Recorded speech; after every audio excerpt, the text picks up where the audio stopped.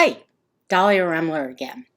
So now we're going to talk about actually collecting original data, especially through the form of surveys, like the many surveys you get from the Mark School or your organization that you work for, or from vendors trying to sell you things. We'll talk about a few other ways to collect original data.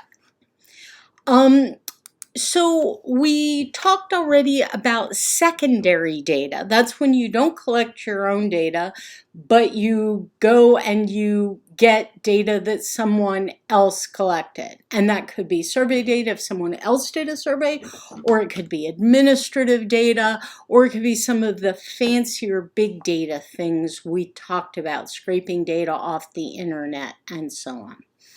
So how do you decide when you should do a survey? So there are sort of positive reasons and negative reasons. So one of the first things is, do you know enough about the topic? To do a survey, you must understand enough to know what specific questions to ask people, and that includes the response formats. So you really have to know about the topic, you have to know the population. If you don't know enough, you need to do some qualitative research. That can be formal with focus groups, it can be informal, and so on. But you really need to know what you're doing, both about the topic and about the respondents, the population you want to describe, before you can write a good survey. You also want to ask, does the information exist already in another form? There's no point in doing a survey if the information is already there, and often it can be there in a better form, some kind of administrative data. Also, sometimes what I've seen when practitioners in the university, things like that, ask, oh, we want to do a survey about this. They sometimes want to do a survey about information that they could have and should have been collecting administratively as they went on. You know, whether you do admissions, when you bring in clients, all sorts of things, you ought to be collecting administrative data, and then you wouldn't have to go out and do a survey, which isn't going to have as good a response rate or be nearly as good as the administrative data that you could have, should have been collecting. Something to think about for administrative data. Another thing is, can people tell you what you want to know? Some information you seek to gather may not be well known or respondent. So let me ask you, how many grams of trans fat do you eat in a typical day? Maybe a few of you can answer that. Most people can't. So no point in asking people questions they don't know the answers to. And will they provide truthful answers? If something is really, really sensitive, they may not. So for example, you know, if something is going to get people in trouble with the government, and they're afraid the government might somehow find the results, or there's stigma, they just may not be willing to answer, and there's no point, answer truthfully, there's no point in asking.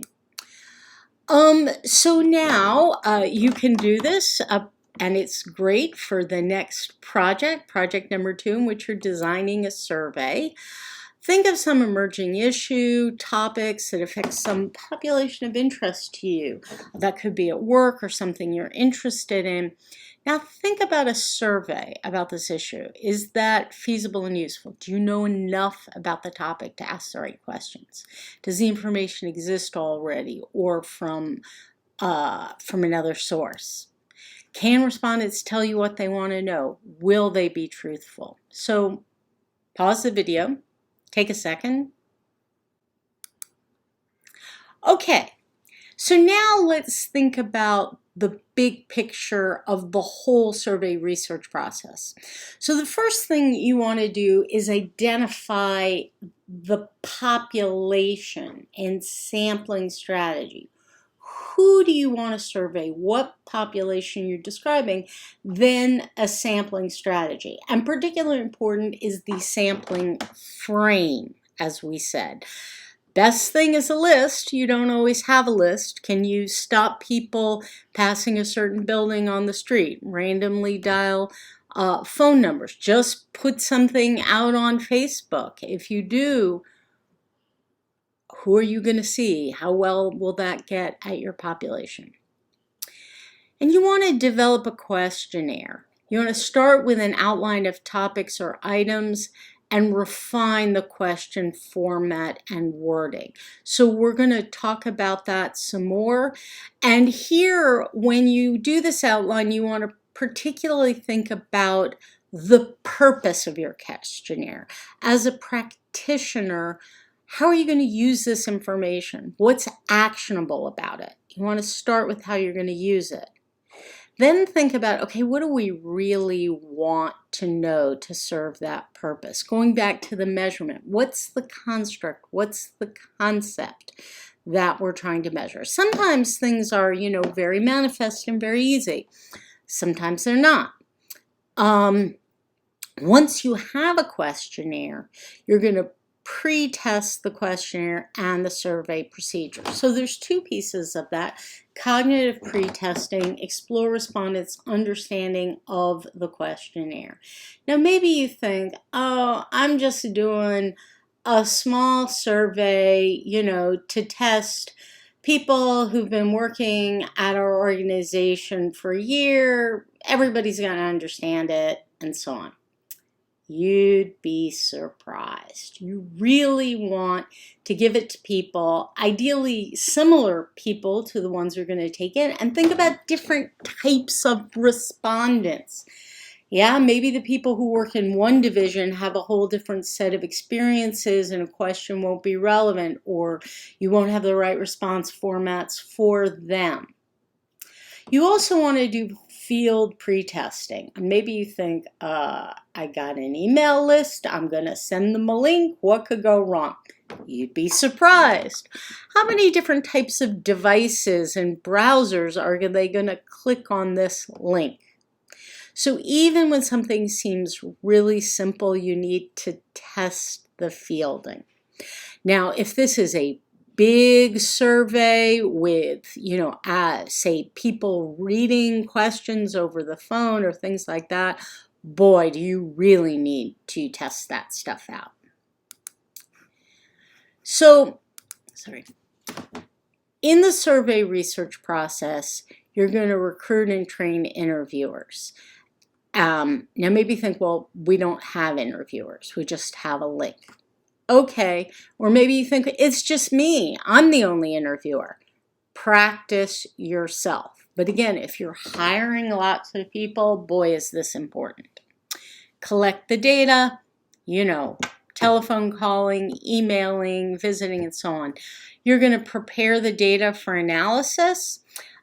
So in the computerized era with computerized data collection, and it's not going from paper, this is a lot easier, but there's still, moving things around, and there'll be the data cleaning that we talked about in Chapter 6. You analyze the data and present the findings. So what are the different modes of survey data collection? One big one is intercept and review surveys, stopping people in public places, intercepting them, asking them questions.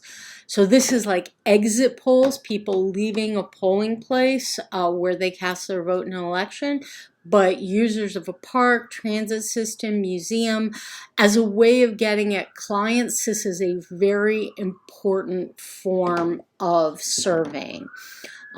Very important, so on. What are some advantages? Best practical way to reach some populations, can be quick to implement, Disadvantages. It's not good for long or complex questionnaires. People won't stop, interrupt their daily lives for something long. And, if you're running it, it can be difficult to monitor interviewers. Did they really do it? Did they do a good job? Household interviews, interviewing people in their homes. Nowadays, everyone would go in with some kind of computer-assisted personal interviewing with a tablet. They'll ask questions, but if they need to skip things, the data entry occurs right there.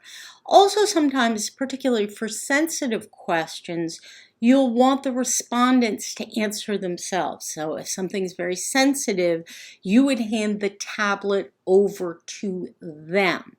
And you're going to note that once they put it in there, you can't see their answers. So a lot of established social and government surveys use this kind of thing. Sorry. It's good, rigorous sampling, high response rates. You can also do physical observations. There's you want to see how tall people are, how much they weigh, physical things. They have now sometimes genetic sample collections, all sorts of things. Just observing conditions in a place. It's time consuming, it's expensive. Because of the, need not to have people go to one place, do one interview, fly somewhere else. It's clustered sampling. And as we described, that means larger sampling errors and, again, difficult to monitor. Another problem with these in-person ones, especially in the household, social desirability bias. People provide more socially acceptable answers when they're in the physical presence, and related to that, interviewer effects. So, if you have any human being, even over the phone, you'll often have interviewer effects. How people answer the questions be influenced by the characteristics of the interviewer, gender, ethnicity, age, anything like that. So it's there over the phone, but when it's in person, it's bigger. And when it's in person over a longer period of time, especially in the household, it's at its biggest. Telephone interviews still widely used despite growing abysmally response rates, as we've described, and again, done with computer-assisted telephone interviewing. So skip patterns, things like that, all done automatically. Data entry is very easy that way. Much faster and less expensive than household interviews, but these really declining response rates. Coverage problems. They can reach cell phone only households, and they're learning how to do that, but there are complexities with that. Mail self-administered surveys. Tried and true, but people do often ignore this message. There's a lot of things. Dillman's tailored design method is a way to try and enhance participations. So it's very low cost, great for geographic targeting. Literacy is required. Multiple languages is a problem. And again, it's not good if things are complicated and people might want to answer. Group self-administered. You're at some workshop and at the end they want you to evaluate it. Do it there. On paper or now increasingly electronic, maybe send a QR code or so on. But everyone's in a group. Now we're going to do this now. Many responses gathered at once. Researchers on hand to help administer, answer questions. People being in a group may affect how people answer. And again, the clustering can have long standard errors unless you want the cluster. Okay, so we've talked about internet surveys. Obviously, this has massively grown. The kind you get all the time. There's an established email list of employees, organization members, customers. Send it out, send out a link. We all get so many of those now, but they're really useful. And we have a great frame and they're efficient and so on. We've also talked a bit about the internet access panels where specially recruited email lists or respondents. So This approach, it's low cost, it's fast. You also can do all these multimedia. You can have videos. You can randomize people to different videos. You can have them play games. You can have them answer quizzes. You can have a lot that go with it. In a lot of contexts, there's low response rates. Unless people really know and trust who it's coming from, very low response rates, and you can have technical glitches. Establishment surveys, that's not really exactly a different mode of survey, it's a different case. You're trying to learn not about a person, but the establishment, like a business or organization. So, the federal government surveys manufacturers, employers, there are surveys of hospitals and schools, colleges, so on. One problem is, that's great, I want to survey a hospital. Who do I talk to? I still need an actual person to answer the survey, and getting the right respondent is important. You may have to try various modes and have follow-up to get that person. Also is panel surveys. Again, not really a different mode in terms of how it's collected, but like we talked about in chapter 6, a panel following the same people or the same organizations over time. It's incredibly valuable. When we get to causation, you'll see following the same people over time. Just think about an election polling thing. If you see people change their preference for a candidate, that's a very valuable information. It is very hard and costly to track people over time. You lose a lot of them. So how do you know what mode to use? Again, you have to think through all the advantages and disadvantages in each case. You have to think about your constraints, cost, timing, and so on. And one thing to consider is mixed mode, using more than one mode of survey data. So for example, supposing you want to survey Baruch alumni. Well, for the young people, you really better have a web survey with a link, distributed through social media, email, some way like that. What about your 85-year-olds who never really got into all of that? They may really want a phone call. Maybe start with physical mail and then do it through a phone call. In certain situations like that, if you just picked one mode, you're either going to get the young people, a younger alumni disproportionately, the older disproportionately. So mixed modes can be especially useful for diverse populations. You do have to be aware that most surveys have mode effects. The same person may answer somewhat differently if they have a link on the internet than by telephone than in person. So there are mode effects. So again, think about that survey you were going to do with a population of interest. Think about what mode of survey data collection you think would work best for this topic. So do pause, but that's it for now. I'll come back with crafting a questionnaire.